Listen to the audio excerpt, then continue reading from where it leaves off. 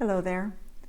So our thoughts influence our emotions, which in turn influence the kinds of behavioral patterns we engage in. And why is this important? Because knowing about this mechanism, becoming aware of how it shows up for us, is very empowering because it allows us to choose different thoughts and know that that way we can influence our emotions and we can influence our behaviors. And that can have a big impact on our well-being, mental, emotional, even physical sometimes.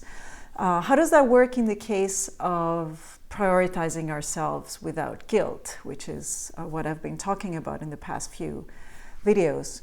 Well, you have a situation, the triggering event, which can be that you decide to take some time for yourself. So you sit down to read a book or you go for a walk. And that may trigger some thoughts like, oh, I shouldn't be taking this time for myself. There's so many other things I could be doing, or I'm being selfish for taking time for myself. So these are the thoughts, right? What kind of emotions does this trigger? We talked about guilt many times, even anxiety, even shame sometimes.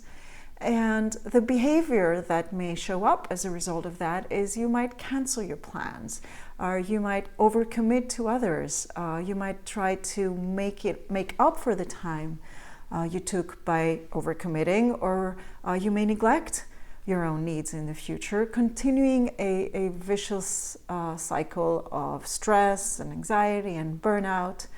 But the key is, again, like I said, that you do have power over your thoughts. And by changing them, you can change those negative emotions, and you can change those self-sabotaging behaviors to something that's better for your well-being. So in this case, to break the cycle, you could choose a different thought. You could say, taking care of myself is important, and it allows me to be more present and more effective in other areas of my life.